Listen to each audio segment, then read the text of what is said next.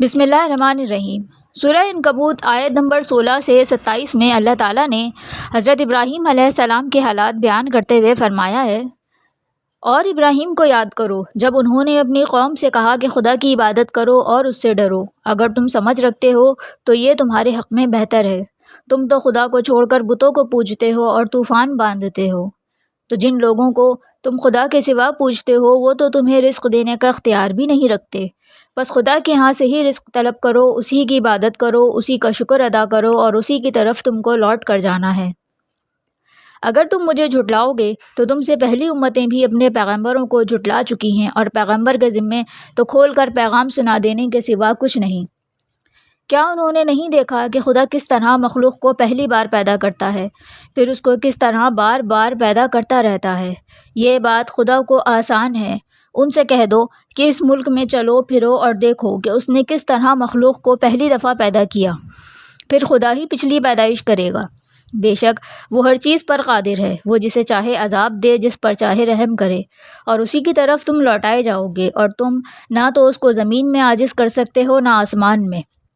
خدا کے سوا نہ تمہارا کوئی دوست ہے نہ کوئی مددگار، اور جن لوگوں نے خدا کی آیتوں سے اور اس سے ملاقات کے دن سے انکار کیا وہ میری رحمت سے نا امید ہو گئے ہیں، ان کے لیے دردناک عذاب ہوگا۔ اس بات پر ان کی قوم کے پاس کوئی جواب نہ تھا سوائے اس کے کہ وہ کہنے لگے کہ اسے مار ڈالو یا آگ میں جلا دو، مگر اللہ تعالیٰ نے ان کو آگ کی سوزش سے بچا لیا۔ اس بات میں بڑی نشانیاں ہیں ان لوگوں کے لیے جو ایمان رکھتے ہیں۔ ابراہیم علیہ السلام پر حضرت لوط علیہ السلام ایمان لائے، اور ابراہیم علیہ السلام کہنے لگے کہ میں اپنے پروردگار کی طرف ہجرت کرنے والا ہوں، بے شک وہ غالب اور حکمت والا ہے۔ حضرت ابراہیم علیہ السلام نے سب سے پہلے دعوتاً اپنے والد کو اللہ کی طرف بلایا، وہ بھی بتوں کی پوجا کرنے والا تھا، اور وہ آپ کی نصیحت اور خیر خواہی کا سب سے زیادہ حقدار تھا۔ اس مکالمے کو اللہ تعالیٰ نے سورہ مریم آیت نمبر 41 سے 47 میں یوں ارشاد کیا ہے، اور کتاب میں ابراہیم کو یاد کرو، بے شک وہ نہایت سچے پیغمبر تھے، جب انہوں نے اپنے باپ سے فرمایا، اے میرے ابا جان، آپ ایسی چیزوں کو کیوں پوجتے ہیں جو نہ سن سکیں اور نہ دیکھ سکیں اور نہ ہی آپ کے کچھ کام آ سکیں؟ میرے ابا جان، مجھے ایسا علم ملا ہے جو آپ کو نہیں ملا، آپ میرے ساتھ ہو جائیے، میں آپ کو سیدھی راہ پہ چلاؤں گا۔ آپ اس شیطان کی عبادت نہ کیجیے، بے شک شیطان تو خدا کا نافرمان ہے۔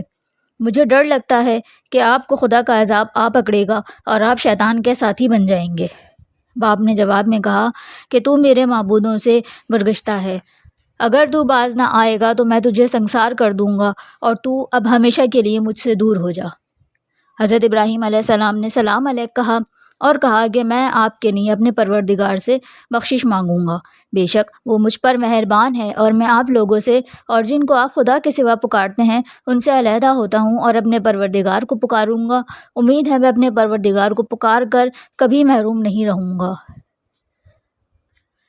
اسی طرح نرم اور حسین انداز میں ابراہیم علیہ السلام نے اپنے باپ کو اللہ کی طرف بلایا، اور ان کے انکار کے باوجود اپنے وعدے کے مطابق اللہ سے اپنے والد کی بخشش طلب کرتے رہے۔